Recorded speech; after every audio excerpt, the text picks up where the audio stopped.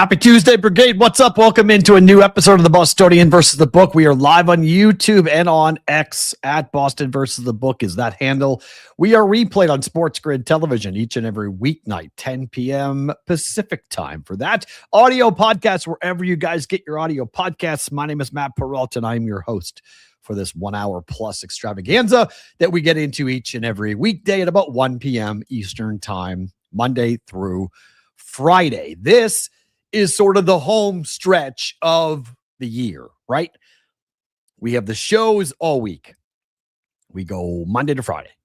Then next week, we get into it for Monday, Tuesday, Wednesday. There will be a show on Christmas Eve, okay? There's going to be a show on the 24th of December.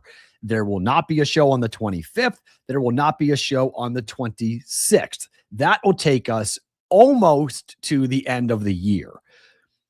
I still don't know yet exactly what I'm doing for the 30th and the 31st. There is a decent shot that there will be a show on that Monday, Tuesday, on the 29th, the 30th, and maybe even New Year's Eve. I don't know. It really depends upon the schedule for myself, my daughter, Amanda. Like, we're all going to be in New Hampshire. So I don't exactly know yet. So stay tuned for the schedule for the program as what we're going to do towards the end of the year. But given the bowl games, given the playoff games, given what we're seeing from an overall betting perspective, there could be shows. So I will let you know exactly, but I will tell you that after on the 1st and the 2nd, there will not be a show on the 1st or the 2nd of January. Back on Monday, January 5th, for a regularly scheduled rest of the beginning of the 2026 season. So just FYI as to what we're going to be doing. If you guys have not entered into the contest yet to win a BVB hat and BVB t-shirt, that is still going on. That will be pulled a week from tomorrow. We'll make the announcement as to who is going to win the BVB hat and t-shirt. In order to enter this contest, it's very easy. You must be a subscriber to the YouTube channel, and you must be a member of our Discord. That's it. That's all you got to be. Both are free. Both take 2 seconds. Take a screenshot of either one and email askthebvb@gmail.com. We will pull. I think I might do it live on the air. I don't know yet. I got to figure out how we do it. There's like a randomizer thing. There's an app that lets you you enter in all the different names and it kind of spins and kicks it out. So that's very well how I might do it. I may do it so you guys can watch me do it live on the air as to who wins the hat and t-shirt combo, our first ever giveaway for that. So if you have not entered into the contest, you can do that coming up right now. Be a subscriber and be a member of our Discord channel. It's very simple. If you have not joined, most of you guys, if you're watching on YouTube, most of you guys have joined the Discord, but you have joined the you've been a subscriber to the YouTube channel. But if you need to join the Discord, that's the website, thebvbshow.com, to go and hit on that to get into our Discord channel. It's simple. It's a quick 2 clicks. Go to there, click on one, click join, and you're good for our Discord channel coming up here for that. The opening line today, I'll explain a bit more when we get into it, but I want to talk a bit about the NFL and the future of the NFL scheduling in the wake of the injuries that happened this past weekend, because again, it's getting brought back up again.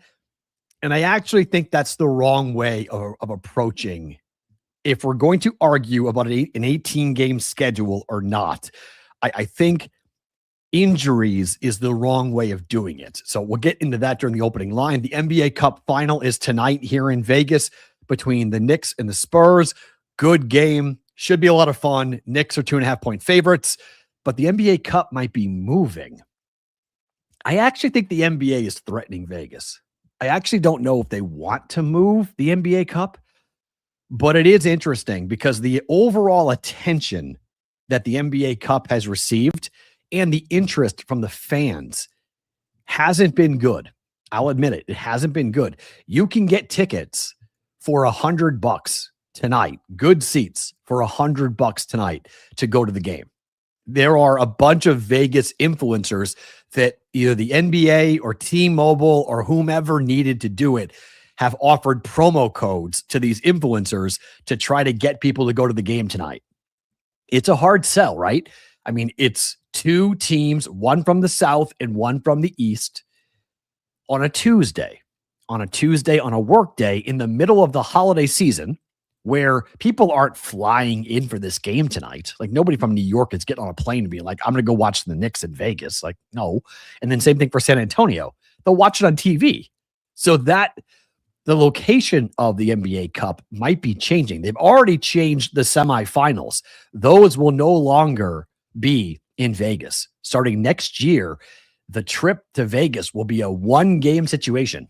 It'll be for the championship game only. It will not be for the semifinals, which I think is somewhat of a mistake personally, but the NBA doesn't like what they're getting, either from a revenue standpoint, an attention standpoint, a love standpoint.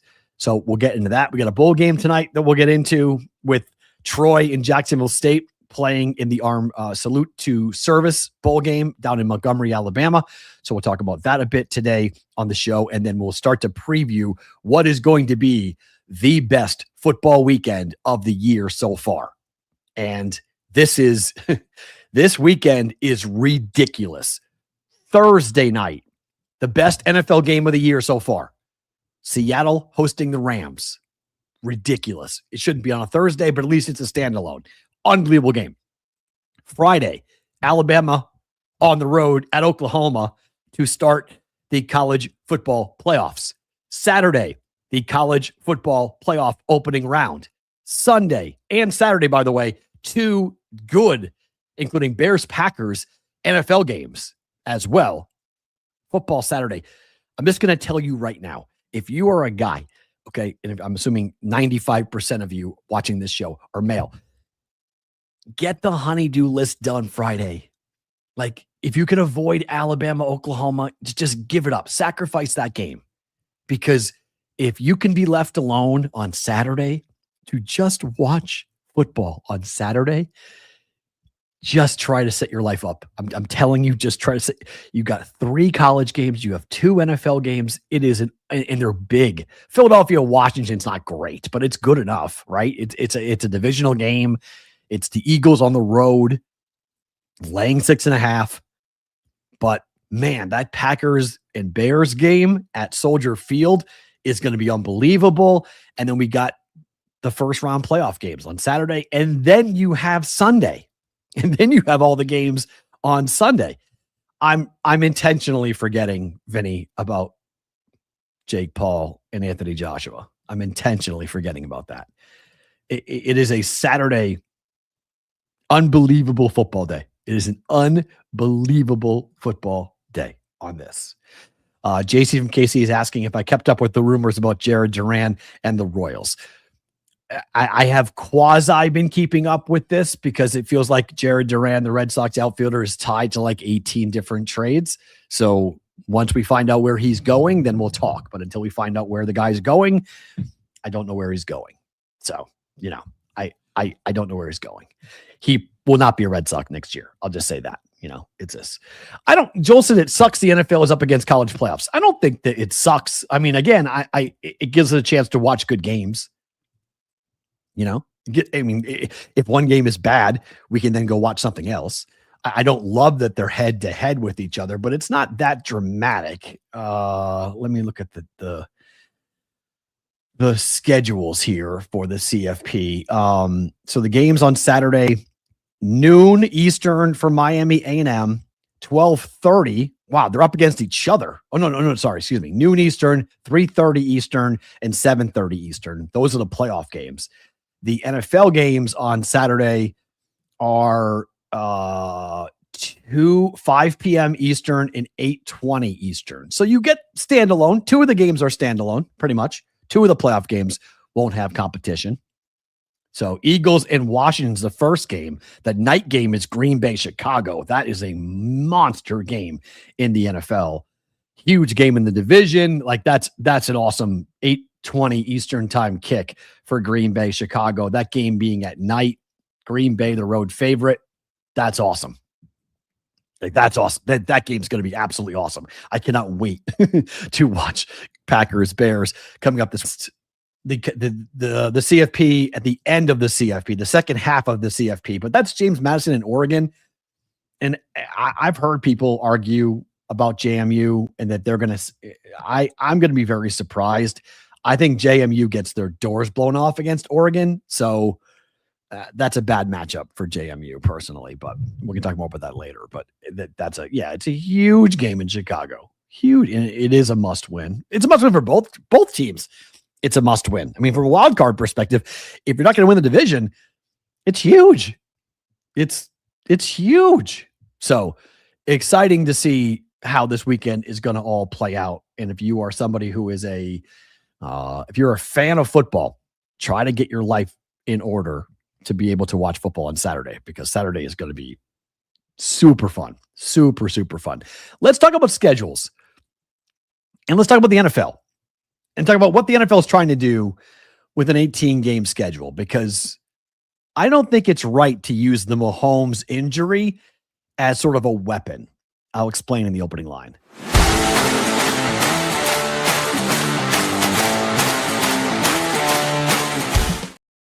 So, opening line, the NFL wants an 18-game schedule, but the people who are pushing back on the 18-game schedule today are using the Patrick Mahomes injury as a way to push their agenda to be anti-18 games. And I think that's a bit of a mistake.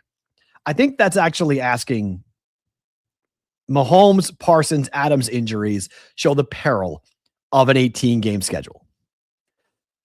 I don't think that's right. And here's why. Because these injuries happened in week 15. They didn't happen in week 18.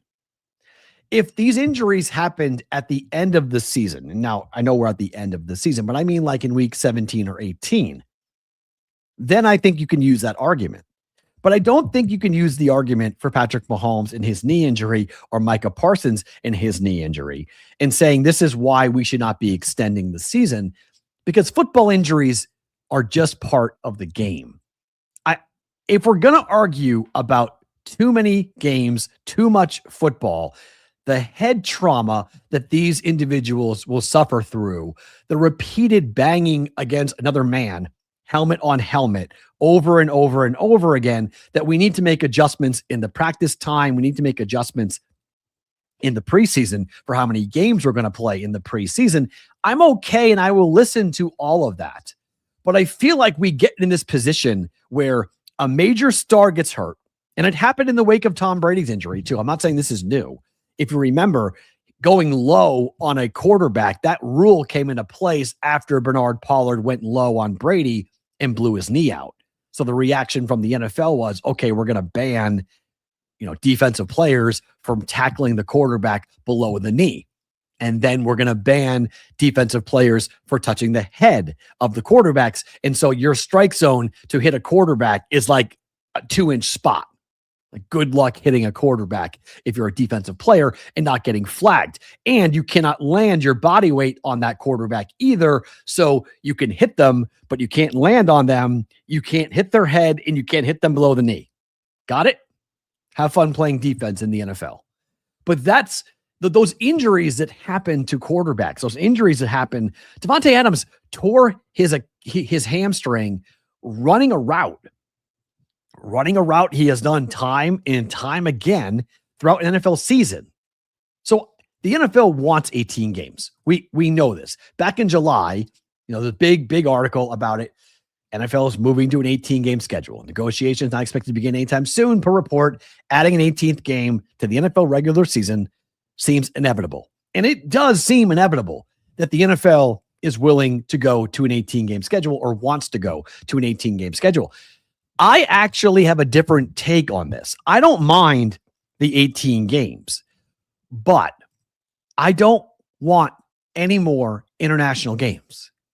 If we're going to play an 18-game schedule, I think the NFL should be forced to pick. Do you want a 17-game schedule, 18-week, 17-game schedule, which will include games in London, in Mexico, in Spain, in France, in Germany, if you want to go and play all of these international games, I have no problem with it. But then you cannot add an extra game to the schedule. And the reason I think this is because of the travel, the wear and tear on the mind more than just the body, on the mind. When you're shipping these guys to different countries and you're having them to be set up that on things that have nothing to do with football, their family, their friends, the travel, the hotels, the time zone changes, all the things that go into the international series that creates problems for NFL football teams. I think it's one or the other because the NFL keeps on talking about expansion. All they want to do is expand to international situations, to international games. And look at Brooke, I'm with you. I like betting at 9 a.m. I like it. I mean, getting up at 6 a.m., 9 a.m. Eastern, 6 a.m. Pacific time, and I've got a game on. I'm not anti-international games as much as I used to be. I kind of like it. I mean, it's because I'm not going over there. I kind of like it.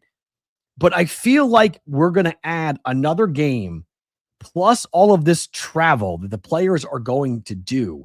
It's asking too much of them. The product is going to suffer. Like something has to give. We have Monday night, we have Thursday, we have games on Saturday, we have games on Sunday, and we have games internationally. And we're going to keep on adding more and more games. At what point does it become oversaturation? And at what point do we lose the competitiveness? Do we lose the quality of the product because it's backup quarterbacks and backup offensive linemen and just the wear and tear that happens? I think the NFL, they're already doing this, Henry. They're cutting the preseason games. They've already done that. They're cutting them down. And they still think it's too much. And part of the reason that the preseason being cut has been ridiculed is because of the quarterback development or lack thereof. And all we have to do is look at Phillip Rivers playing for the Colts after 4 practices and running an effective offense. Now, he didn't throw for a ton of yards, but he ran the offense effectively. The only touchdown pass in the game on Sunday between the Seahawks and the Colts was thrown by the 44-year-old, not Sam Darnold. So to give you an idea of you can play the position today versus these defenses, if you have the knowledge that the old timers have, shows you the lack of time, the lack of development, the lack of maturity, and the lack of just an education as to what these quarterbacks are being asked to execute. The offenses have been dumbed down so much. It's such an easy offense to run that Phillip Rivers ran it as his high school offense. For all the talk about Shane Steichen and how great Shane Steichen is, we're not talking about the fact that Phillip Rivers ran that offense in high school. His high school kids could figure it out. It was so easy.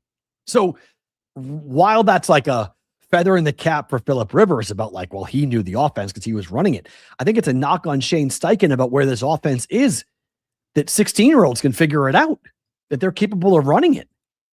So like, I think it's a big deal when you look at the way Phillip Rivers played on the road against the number 1 defense in football.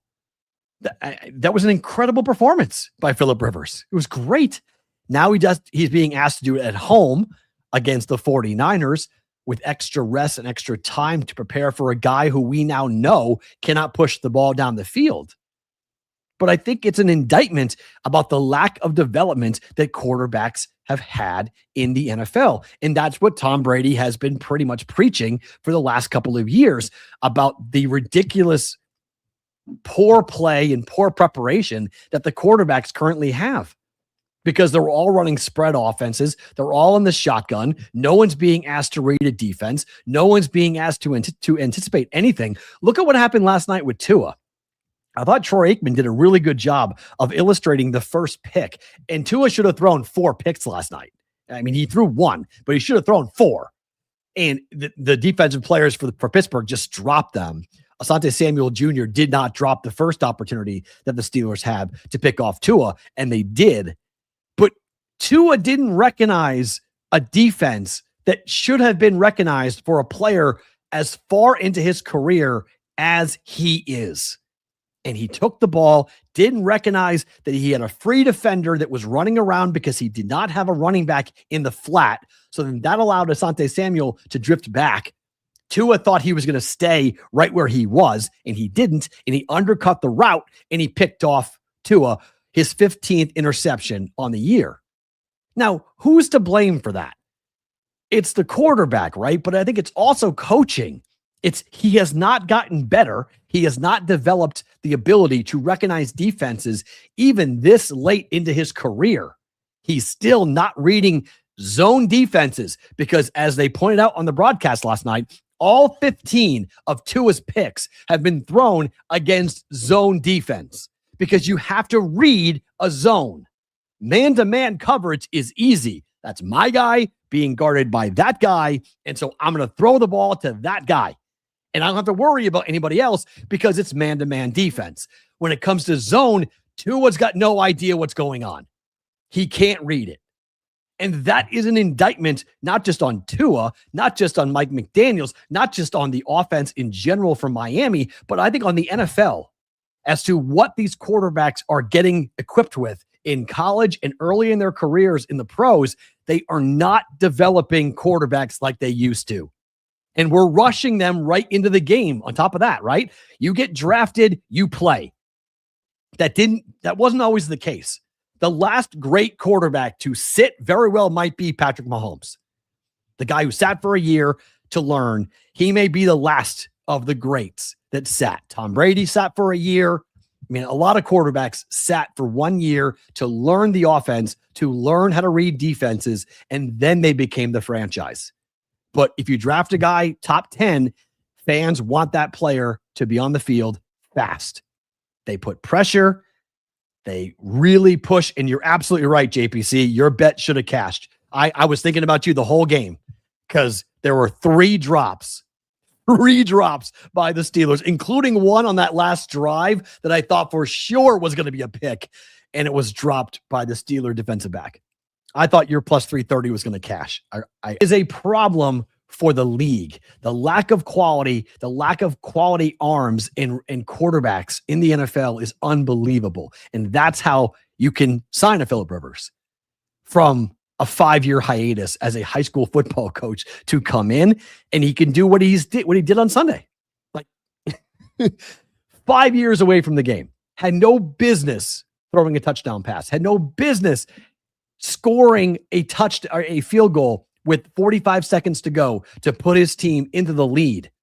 Phillip Rivers left the field with the lead on Sunday. They didn't lose because of Phillip Rivers. They lost because the defense couldn't stop Sam Darnold getting into field goal range, right? So these are the trends that are going on right now in the NFL.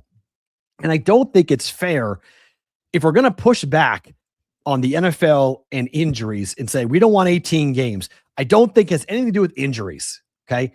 I think it has a lot to do with what is going on from the quarterback perspective and what's going on from a travel perspective and just how we approach the game. What do we expect out of the game? And right now, everyone wants more football. I don't think anyone who is a real football fan or a gambler, we're asking for less football. We want more, right? More things on our TV set, more games to watch, more standalone, right? This is why once college clears out, the NFL swoops in. It's Saturday, it's Sunday, it's Monday. I mean, we've got Thursday, Saturday, Sunday, Monday for the rest of the year for the next 3 weeks. That is significant. That's a lot. We've got Christmas Day games coming up, right? We've got New Year's Day games coming up. We've got New Year's Eve games coming up, right? I think there's a New Year's Eve. Hold on. That's right. I think there's a New Year's Eve NFL game, right? No, they're all flexed. We don't know yet. Okay. There could be. We don't know yet. They're all week 18 to be flexed, but most likely they're all going to get played the same day. It's just a difficult thing right now. If you want to be mad and you want to say we should not have an 18-game schedule, and there's people who are very adamant. The players themselves are fighting. It's a negotiation with the NFL, but they're fighting. They do not want to play 18 games. We should say no, not because of injuries. So Devontae Adams and Micah Parsons and Patrick Mahomes, they all could have gotten hurt in week 2 or week 10 or week 15. It didn't matter when they got hurt. It stinks that they got hurt. It is a huge blow to the Packers and the Chiefs, right? it's a multi-season blow to both because Mahomes is not going to be ready until September of next year, and they're going to baby him, obviously. So he may miss a chunk of next year. Micah Parsons could be out for a year because defensive players have to be able to cut and feel very confident and comfortable cutting. So if it's a 10-month injury, 11-month injury, whatever it might be for Micah Parsons, that's October, November of next season for him to come back. So the Packers are going to miss out on that. It's a gigantic issue. Okay. So to me, I don't think it's fair to use the Mahomes injury or to use a Devontae Adams injury. And that's why we're going to say, nope, too much football. Too much football. Nope. When we're asking these guys to go overseas, when they're playing so many playoff games, when they're playing preseason games, I don't know. Part of me says, like, what's one more game? If you want 18 games, though, I think we get rid of the international series, or at least we downplay it. We don't continue the expansion because they want to continue to expand and keep going and keep going and keep going. It's a lot. It's frankly too much, to be quite honest. And I do like it. I like the international games. I'm not saying I don't, but we don't need Spain, France, Germany, Brazil. Like, we don't need this to be a global sport. I don't need the NFL to be a global sport. And the big rush is about the NBA, Major League Baseball, the NHL, the NFL. They're all so gung-ho on making their sport the international sport, making their sport the global sport. Okay. I think their product's going to suffer. Not the extra games. Too much travel. Let's talk about Monday night last night.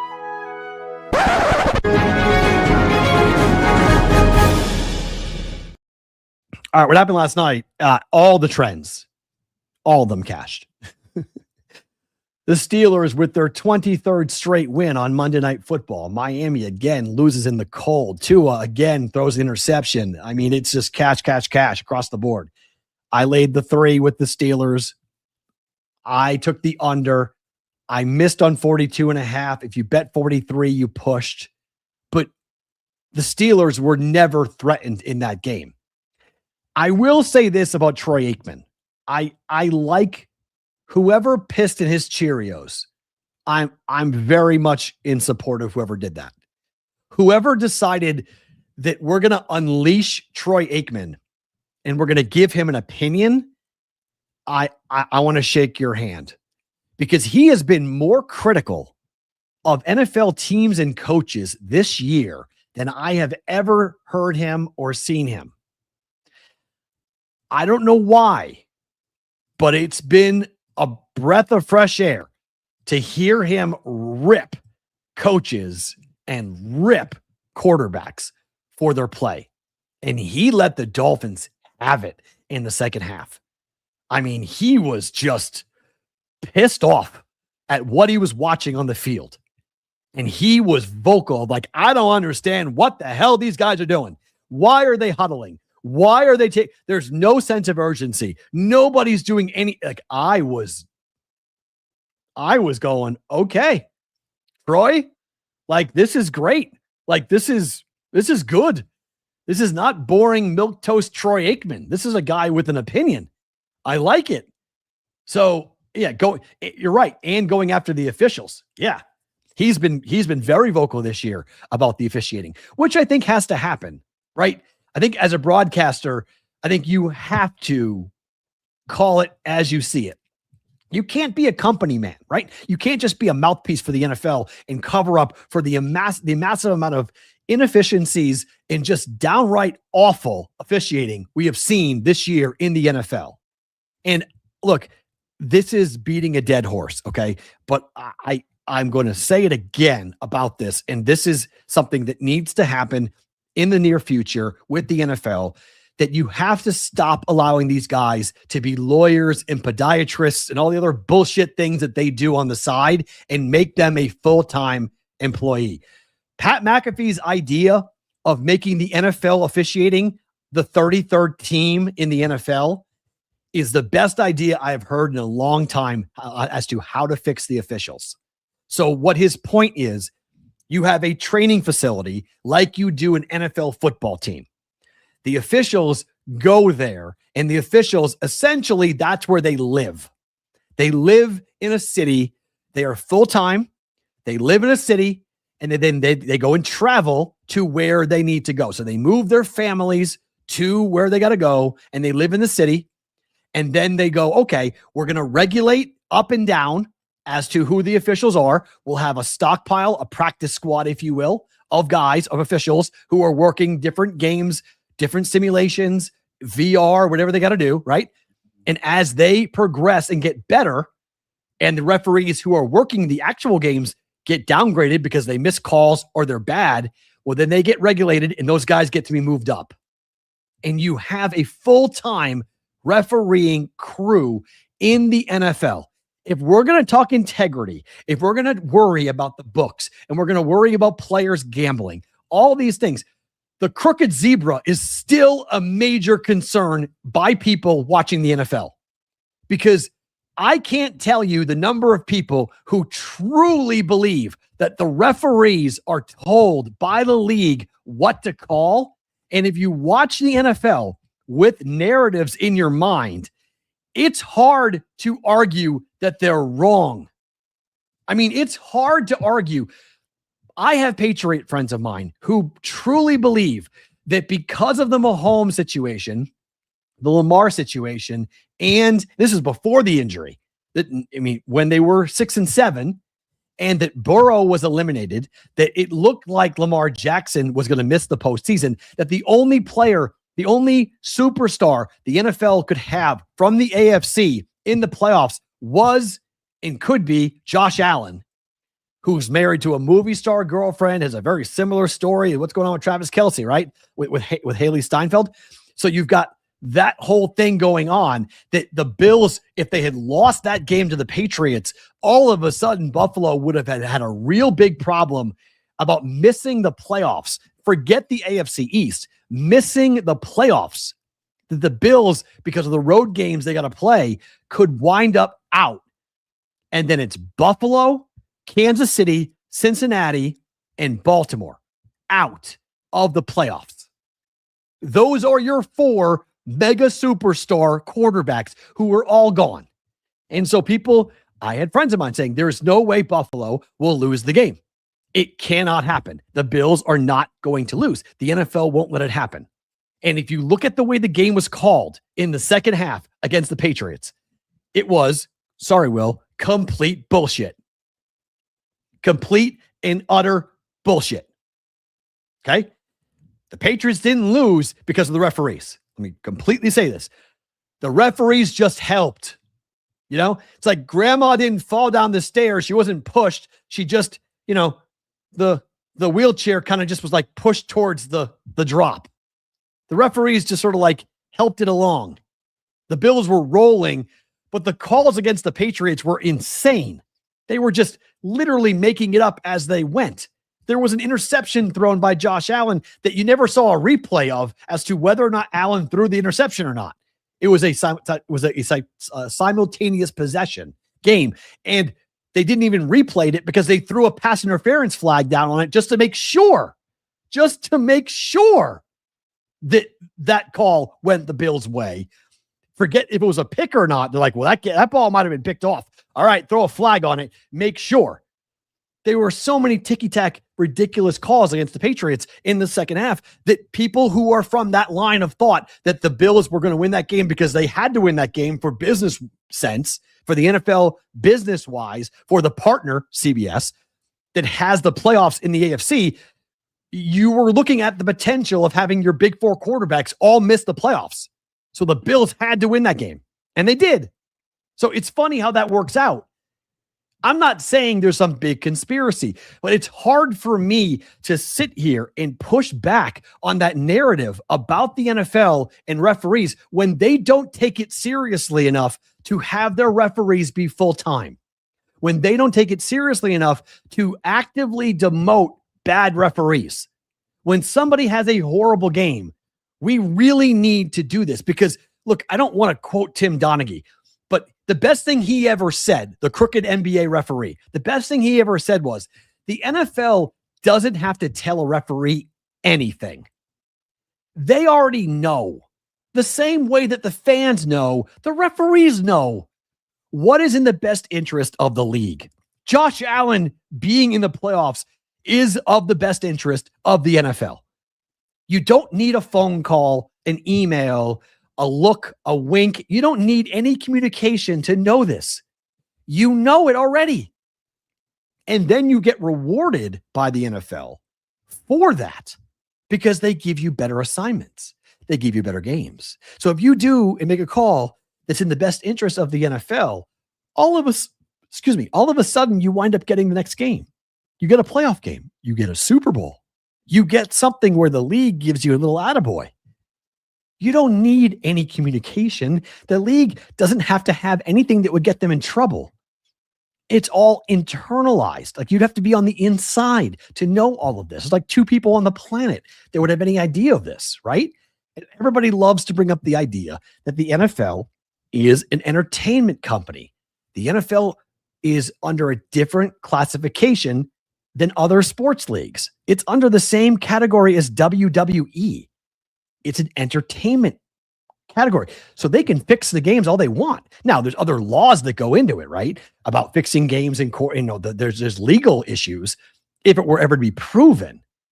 But I'm just saying this is why there are so many people who will stand up and yell about the referees and yell about the NFL, and the league likes it. It's the same thing with college football when it comes to the bracket and who is in and who is out. They like the argument. The NFL doesn't want to stop the conversation about the refs. They like it because it keeps people talking about them at the water cooler. So you walk up to John in accounting. See that call last night? How much was that garbage? It's ridiculous. How did they see that? I don't know. That was ridiculous. Yeah, that was awful. Right? They love that.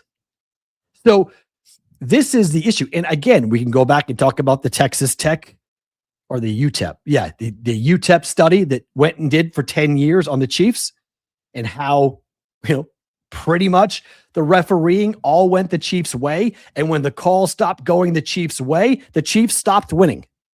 Like I have had real conversations with people in the betting space that really do believe this, that the NFL had a vested interest in taking Lamar Hunt's team and making them a dominant team in the NFL because the middle part of the country was pissed off about Colin Kaepernick. I'm not this is a conspiracy that is believed by many people. Okay, this is not me making this up. This is a real thing that people really do believe, that in the wake of Colin Kaepernick and the kneeling during the national anthem, that the NFL was losing so many fans in the middle part of the country, the more conservative part of the country. They were turning off the games. And the way they got it back was by turning on the heat for the KC Chiefs and taking Kansas City and making sure the KC Chiefs became the dynasty that they became. And then nobody was talking about Colin Kaepernick anymore in the middle part of the country. And nobody was worried about Colin Kaepernick anymore in the middle part of the country. It's a conspiracy, but it's there. Here, look, okay? This is not, there are people that really do believe this, okay? People who really do believe this. CBW, he's played for 9 years, okay? He played for 9 years. So it's 9 years, okay? So you look at what has happened, you look at the way the game went in the wake of what was going on with Colin Kaepernick in 2016, okay? And how do you come back from all of that? Well, you have a young stud quarterback, a guy who's developed. He didn't play his first year, mind you, right? He sat, didn't play. So when Mahomes started to play and started to do great things in 2017, 2018, he started to do some stuff and the league went, ooh, we got something. We got something with this kid in Kansas City. Andy Reid's got something. Andy Reid's been a team player for the NFL for a long time. He's been on the inside. He's been on one of their guys for a long time. Okay. Again, I'm not saying this happened. I'm just saying that there are people, and it's in our chat right now, there are people who truly believe that the NFL is fixed, that the NFL is a coordinated league as to they pick who wins, they pick who loses, they pick who's going to be great, they pick who's not. I don't believe that. I really don't. I do think they put their thumb on the scale. I do think the referees understand who is supposed to win and who is not. I do believe in that. And that's not a conspiracy theory. That's human nature. They're paid. They're paid. And again, maybe it's because I know one of the referees. I mean, Cleet Blakeman, I haven't talked to Cleet Blakeman in a while, okay? But I knew Cleet for a long time. He's a lawyer in Omaha, Nebraska. He would come in and do a show called Todd and Tyler, which is the morning show that I got in trouble on, in case you know my story. And I talk to Mike and Todd still to this day, and they're friends of mine, and I love them to death. They're amazing people. They used to have every week, when he was a Big 12 referee, they'd have Cleet Blakeman come in and talk about refereeing and about games and about the NFL, right? He was a college referee who was talking about the NFL. Well, Cleet Blakeman became an NFL referee, and now he's one of the lead NFL guys. And so, like, I know what Cleet Blakeman does. Cleet Blakeman is a lawyer who advertises his NFL refereeing in his advertisements as a lawyer as to why you should use him. Go to his law firm because he's the referee in the NFL. There's nothing wrong with that, but that's what he does. His main source of income is not being a referee in the NFL. It's doing other things. That's a problem. Cleet would disagree. Cleet would push back and say, that's not, I'm sorry. There is so much money at stake. There is so much riding from a TV perspective and a fan perspective and a betting perspective that to not have a referee be a full-time position and to not have that person be held accountable week by week for what they are doing, the only answer is the NFL likes the way it is. They like it this way. They like it. So that's the biggest problem that I have with it.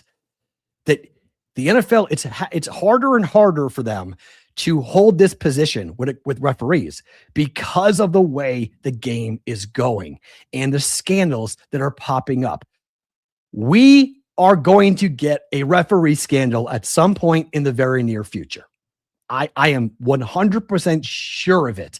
And then everyone who is a tinfoil hat conspirator about the referees are going to use it the same way they used Tim Donaghy to say the whole thing is fixed. The NBA's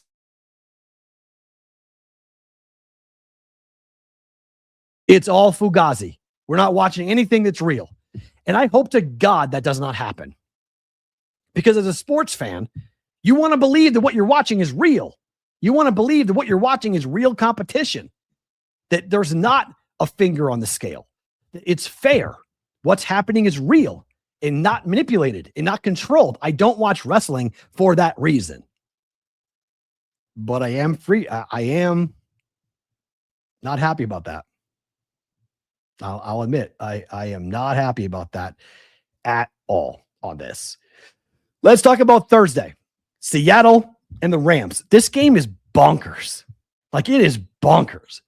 So we have a Ram team that will be without Devontae Adams. We have a Seahawks team whose offense couldn't do anything against the Colts, couldn't score a touchdown against the Colts, which is really a scary thing. Mike McDonald at home this year. This is not normal for a West Coast team to be better on the East Coast and a West Coast team to be better away from home as consistently as the Seahawks are. You want to bet on the road? They're 6-1 ATS on the road. They're 4-3 at home. When they go east, they're an automatic bet. Both these teams are 10-4 against the number. The Rams are 5-2 on the road. They're 5-2 at home, 4-3 and 10-1. Seattle is 7-2 over their last 9 games, ATS wise. 7-3 overall, 7-2 against the conference, right? Mind you, sorry. 7-3 LA. And you have a McVay team that has been tremendous on the road. Tremendous. I like LA. I like LA on Thursday. I think the best play in the game might be the under, though. Without Adams, you wonder with the short week and the short turnaround, you just wonder what Sean McVay is going to be able to come up with from an offensive standpoint to get his team in the end zone, to be able to put up. I know it's Matthew Stafford. I know it's Puka Nacua, but this is a really good secondary with a really good pass rush. You would have to assume that the Rams would have a little bit of a step back on a short week without Devontae Adams. And then for Seattle, it was Sam Darnold's worst game up against the Rams in the first matchup. It was a disaster. I mean, it was just horrific. And so you look at the Seahawks and you're like, okay, they lost 21-19. They stormed back. But Sam Darnold had 4 interceptions in that game. And they still only lost by 2. But they had 4. He was 29 of 44 with 4 picks, threw for 279 yards. Rams were up 14-3 after the first quarter, and they hung on. They just sort of hung on, scored a touchdown in the fourth quarter to win the game 21-19. Seahawks had a long kick at the buzzer to win the game, and they lost. But I just don't think we see a high-scoring game. I think it's a very similar score to the first matchup. I think the best call, maybe the under 44 in this one. I'm actually kind of angry that this game is being played on Thursday, because I wish they had full prep. It's the best game of the year. It's the biggest game of the year. And we have these teams on a short week. I think it's a huge advantage for the Seahawks to be at home. 11-3 versus 11-3. There's no way Devontae Adams is playing. I know there's been some speculation about whether or not he could play. Like, by all accounts, he tore his Achilles. He tore his hamstring. Like, he's probably gone for the year.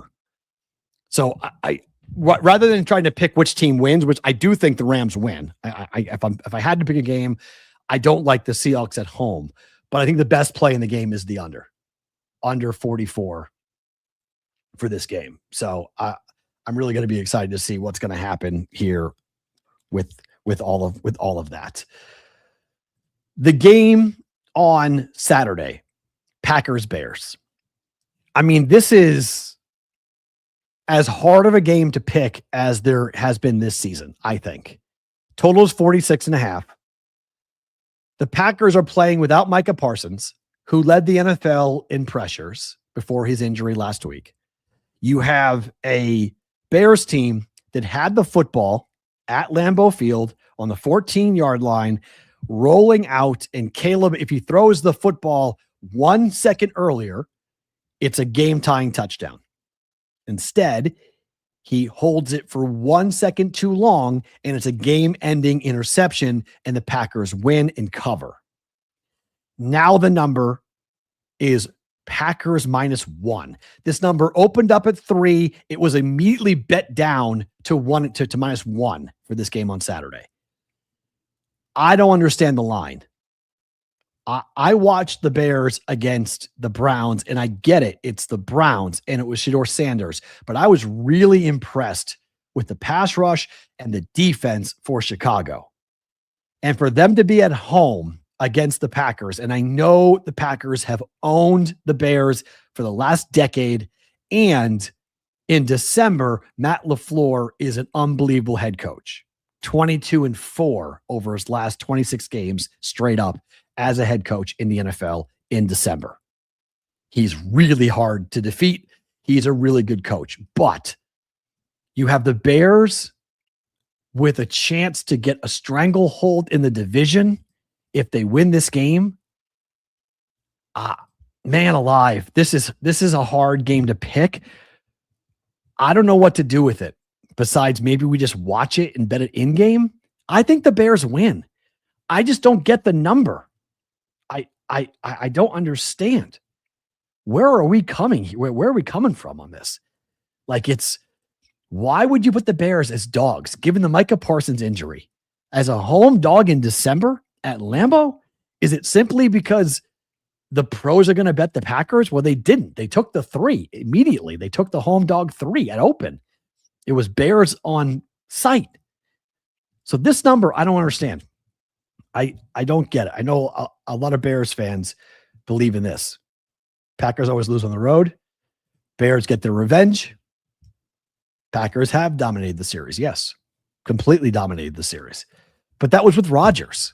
Like, a lot of it, yes, it's Love, and Love has done well, but most of that domination happened with Aaron Rodgers. That's why Aaron Rodgers says, I own the Bears. Like, that's all there. Oh, there's going to be more Packer fans than Bears at the building? Oh my, those are fighting. Those are fighting words right there. I don't know what to do with the game. As sitting here on Tuesday for this game on Saturday, I don't know. I'm geeked for it though.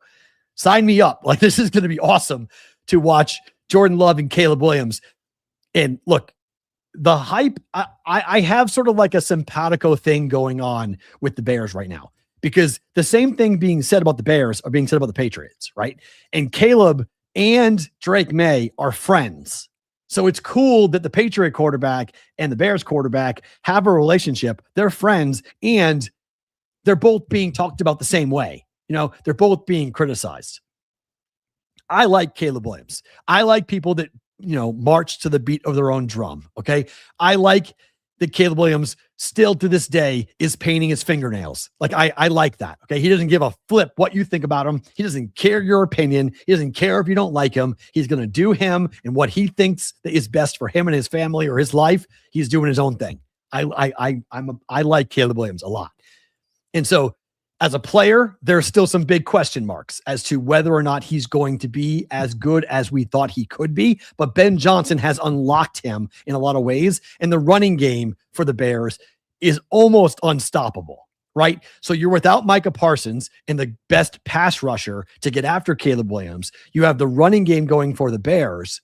You have Caleb at home, a 31-3 win last week against the Cleveland Browns, and they're home dogs. I don't understand. I don't understand, to be quite honest. And see, a lot of folks hate him, and I get it. I get it. People don't like Caleb. I like Caleb. I do. I like Caleb. The early game on Saturday is the Eagles and the Commanders, and we do now know that it's going to be all about Marcus Mariota for the rest of the season. And you know, I get it. I get why. You don't want to risk the injury becoming worse for a season that is lost for the Commanders. What happens with Dan Quinn going forward? We'll see. But the Eagles, this is Eagles or nothing. I'm not backing Marcus Mariota. I'm not putting points down. Mariota's been a decent quarterback and he's filled in kind of okay. But I can't see this, to be quite honest. I can't see the Commanders keeping this game close, even them with them being at home. I think the shutting down of Jaden Daniels could be somewhat of a sign. It could be a little bit of a psychological issue for the Commanders, that when you shut down Jaden Daniels, it's sort of a signal that like the games are over, like the season's over. We're not going to win this game. They're better off with Marcus Mariota playing because of the injury to Jaden Daniels. But in reality, like, we're not going to try. We're not trying to win games right now. We're not going to force it with Jaden Daniels. We're going to shut him down, get him healthy, and get him back to go. So, yeah, there's been this thought that Dan Quinn could be fired and could become a DC again. Very possible. I'm excited to see, you know, if you're an Eagles fan, you win 31-0 last week at home against a bad football team and the Raiders. Can you do the same thing the Commanders coming up here on Saturday? I think that they can. Good potentially get the running game going for the Eagles. You know, just get in there, get a win, and get out. Under might be a decent look here for the Eagles and Commanders. You can jump in on that, but I lay the points with the Eagles. And then on Friday night, we get Alabama and Oklahoma. And this is going to be really, as the week goes on, we'll talk more and more about this game on Friday night. Standalone game. So we have Thursday, Seattle hosting the Rams. Friday, we have Oklahoma hosting Alabama. Back-to-back awesome Thursday, Friday night games. Standalone games to watch. So Alabama, Ty Simpson, the health of Ty Simpson's going to be brought up a bunch. We have to wait and see what he, as he progresses throughout the week, what he looks like. Historically, and it's been a short historic history, but historically, home teams in the football playoffs have done very well. Oklahoma beat Alabama at Alabama. So here comes the Tide, now favored by 1.5, up against an Oklahoma team that, if you're a Bama fan, this is huge. Kellen DeBoer is using Michigan for leverage to get an extension out of Alabama, which is brilliant, right? Which is why you want your name, and you could probably float it yourself, you want your name associated with head coaching positions that are available.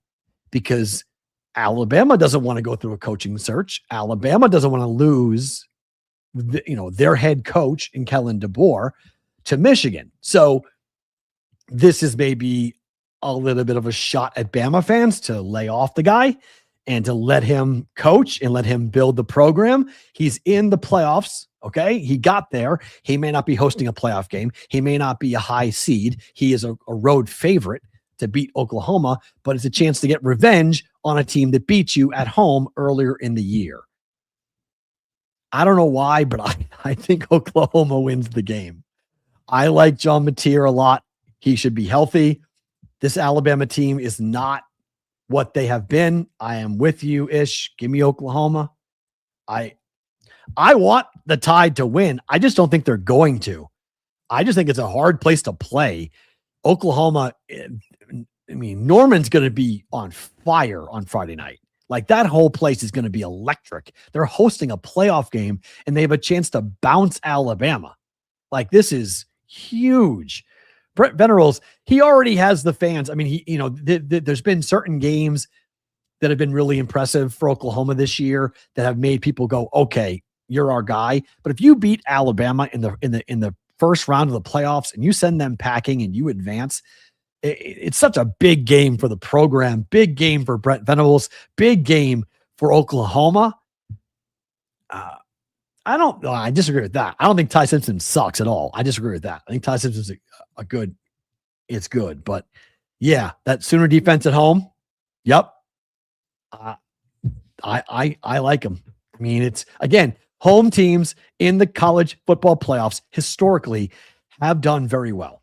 Have performed very, very well. One more final topic before we let go of Sports Grid, and then we'll get into just the picks and make some plays during bonus time.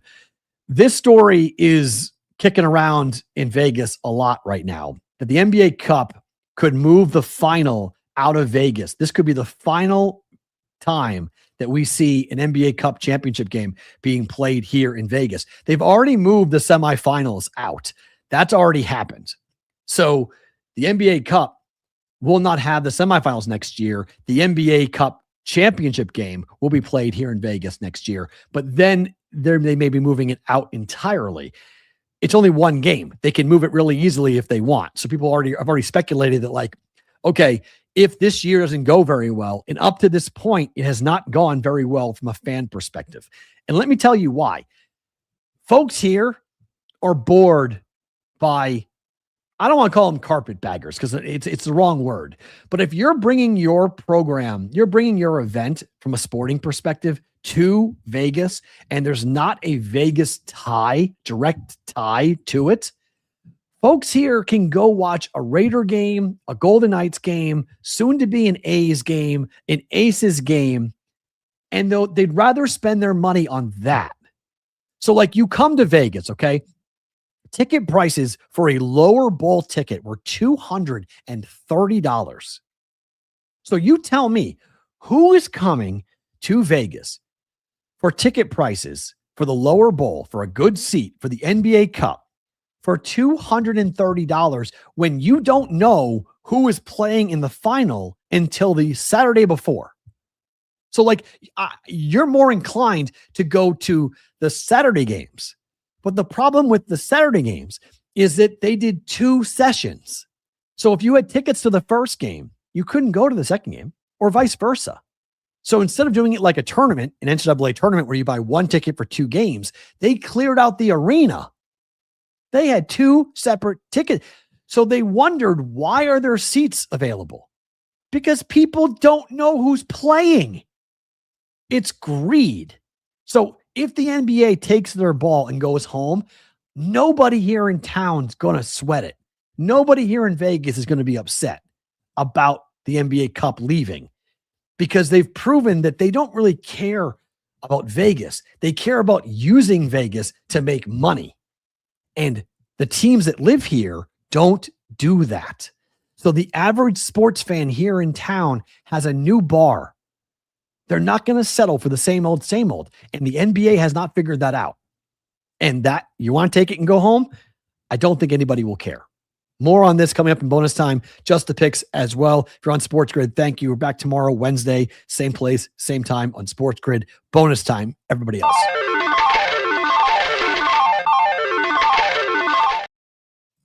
So just to continue that thought, yeah, look at, but the World Cup is not in Vegas, Deuce.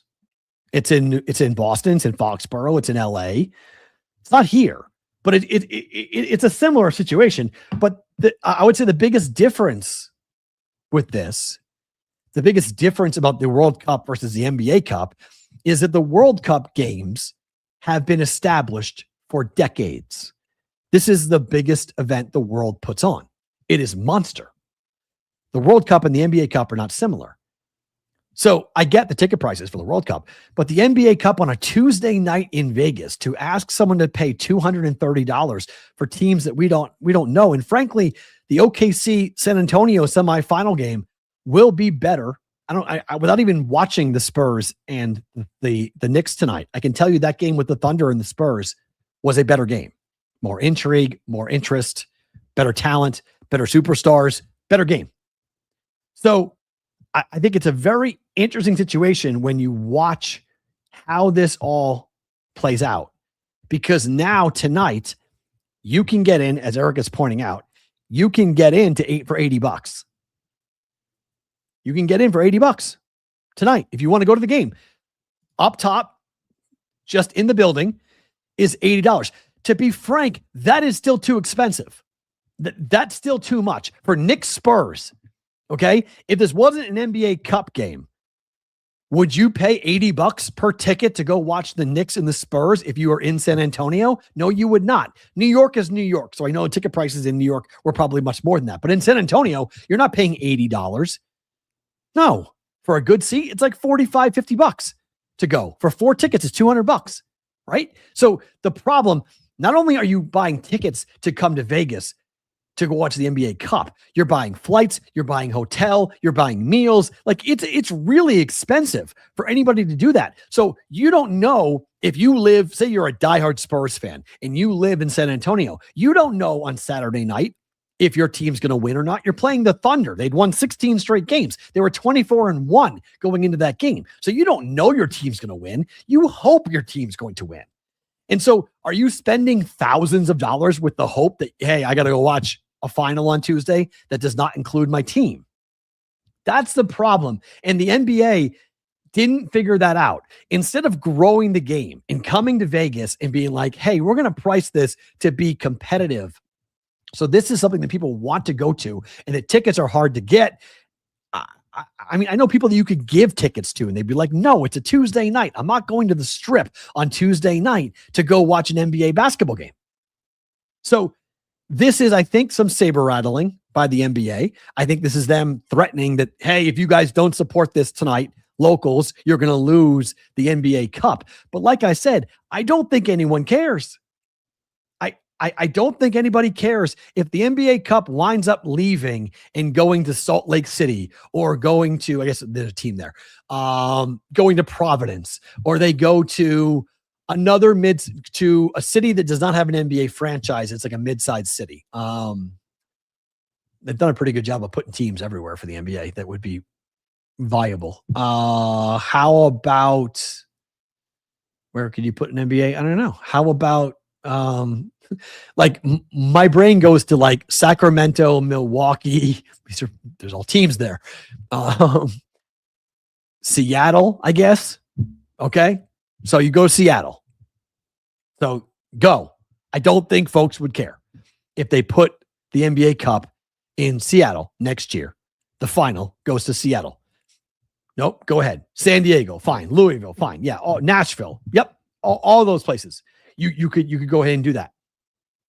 And it's just, to me, there are other markets that don't have the competition that Vegas has, that if the NBA wants to leave, I don't think people are going to care. At least locally, they're not going to care. And we are a basketball town. We are a UNLV, AAU basketball town. And LeBron James knows that. That's why LeBron James wants to have a team here. And LeBron, hold on. Sorry, need a drink. LeBron wants a team here. And so, I mean, it makes sense, right? People here want Vegas teams. That's what they want. They want UNLV. The Raiders suck, but they still like having football here. The A's suck, but the baseball is going to be here. The Aces are a dynasty. They've won 3 titles in 4 years. The Golden Knights have won the Stanley Cup already. In less than a 10-year existence, they won the Cup. So, like, people here have seen it. They want things. They want people who care about Vegas, not people trying to make money off Vegas. And that's the problem. There is no more Seattle Supersonics, Sonic. That team is Oklahoma City. That team is the Thunder. So, you know, is what it is. Let's make some bets on the NBA Cup.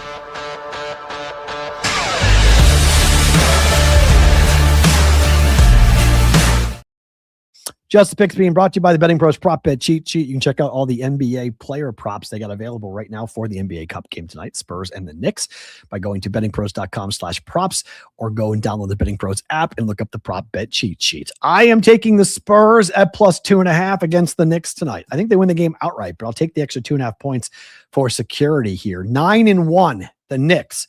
They have covered in 9 of the last 10 games. But Victor Wembanyama, as long as he is playing, and chat, do me a favor. If Victor's been ruled out, someone's going to tell me. But as long as Victor is playing in this game, he is a matchup nightmare. And I think after beating the Thunder, that win doesn't have nearly as much significance if the Spurs were to lose to the Knicks. You beat the Thunder, you win the NBA Cup then, meaning you need to beat the Knicks to do so. I don't think anybody can guard Victor Wembanyama. I don't think Karl Anthony Towns can do that. And I think this bench of youngsters, where $500,000 means a lot to a lot of these guys at the end of the bench for the Spurs, because they are a young franchise without many superstars making huge money. Castle and Wembanyama obviously are the two. But after that, I mean, De'Aaron Fox has made his money, but it's a lot of guys that are making the league minimum at the end of that bench for the Spurs. This is a big game for San Antonio. It's not nearly as big of a game for the Knicks, okay? This is huge for San Antonio. I'm taking the points. I think they're going to be completely motivated to win the game outright, but you need Victor Wembanyama. You need him on the court. If he's playing, Spurs win. He's playing tonight. Thank you, Sonic. Appreciate you looking that up. He's playing. So Victor's playing. Spurs win. I'll take the 2.5 just in case. To the one bowl game tonight in Montgomery, Alabama, for the Salute to Service Bowl tonight between Jacksonville State and Troy. Troy is playing without their starting quarterback and starting running back. This is the transfer portal world that we currently live in when it comes to bowl games, and we're going to see opt-outs and transfers and all sorts of problems for teams trying to field competitive, competent teams. Give me Jacksonville State. They run the ball. Troy's offense has not been good this year, even with the quarterback and the running back. I like Jacksonville State tonight to go ahead to get a W. We'll take Jacksonville State +2.5. You can take both dogs. If you want both dogs, you can take both dogs if you want to win the game, because I do think that's actually possible where you can get to just an outright. But I think it's better just to take a W, or take the points for Jacksonville State and take the points for the Spurs tonight here for that. Jacksonville State +2.5. News of the industry. Let's take a look at the Circa Millions.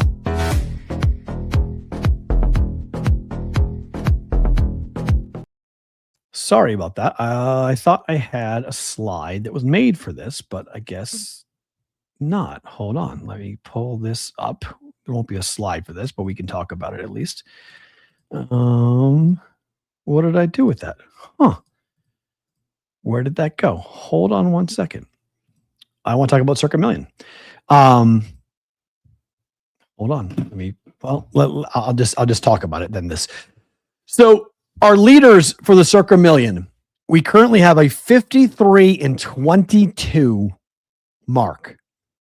53 out of 75 games is unbelievable for the leader of the Circa Million contest. That is an unreal performance from anybody who's picking games. That's unbelievable. Like, that's so good. That is such an impressive performance by Koinihop one, if I'm saying the team name right. Sean's Dolphins is 51-23, right behind. There are 2 teams at 51-24, and there are 3 teams at 50-24-1 for the million. Those are your top 5 competitive teams, top 5 rankings right now, heading into week 16 of the NFL for Circa Millions. The fourth quarter, Go Pack Go, is 10-0. That's an awesome run. Mental handicappers, okay? Mental handicappers. Guys, that's a Brigade Proxy Service member, okay? They're leading the booby prize. Mental handicappers are my boys from Nebraska. They are 21-53-1. It is equally difficult to go 53-22 as it is to go 21-53-1. So that, and I don't think King of Car Seats is in here. No, that's different. So King of Car Seats is different. That's Minnesota. King of Car Seats was part of the Grandissimo. Mental handicappers are, let me see if I can, they're in my phone. Hold on. Let me pull up the mental handicappers, guys, because we need to get them on the show tomorrow. Let's see if I can get, yeah, we need to, I got to reach out to our mental handicappers, guys. They're in last place. That's unbelievable. They could win the $50,000, the booby prize for $50,000. Those are my guys from Omaha, Nebraska, who are in last place. That's awesome. I just noticed that. I just noticed that those guys are in last place. They have a BBC Boys 2 are 21-52-2 at the moment. So they have a 1.5 point lead. Mental handicappers do going into week 16. How good is that? How good is that? 21-53-1. So it's always fun when we have connections to the millions, to the folks who are in the millions. It's always fun to have those guys, to have conversations with what's going on here for this. So props to those guys. We'll see if we can get those guys on the show tomorrow, but that's really cool. That's really cool for mental handicappers to be sitting there with the potential of the booby prize coming up. We got 3 weeks left, but 3 weeks left. They're leading the booby prize for, is it 100? Wait, it might be 100,000. Is the booby prize 50,000 or 100,000? Maybe 100,000 for the booby prize. Forget what they jacked it up to. It may have been 100,000 for the booby prize. I'll look into that. We'll see what we can do tomorrow on the show with those guys. But that's very cool. Let's talk about favorite thing about today.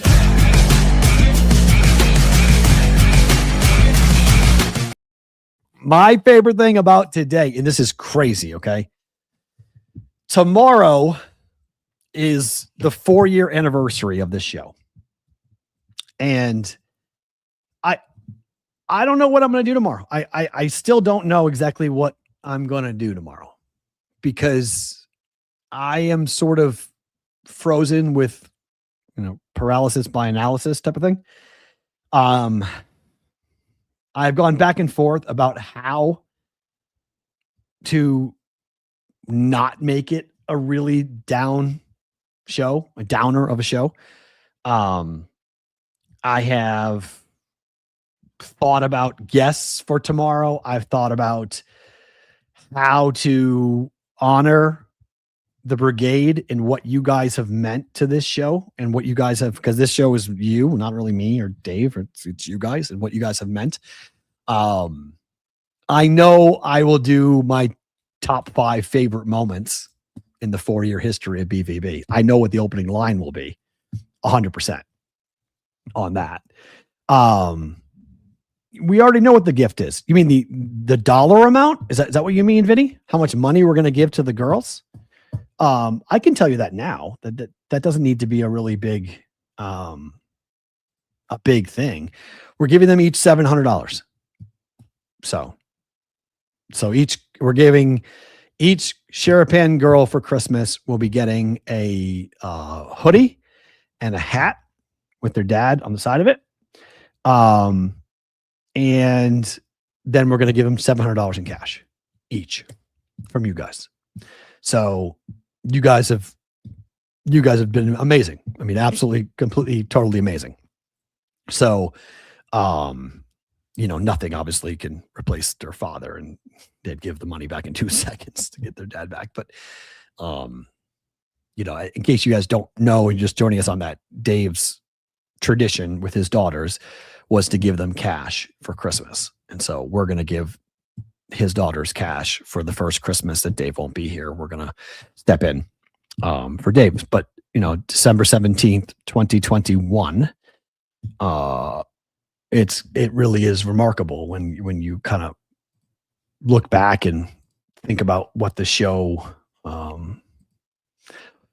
where the show has been, what the show has done, for all of those days and weeks and months and years, and everything that has happened.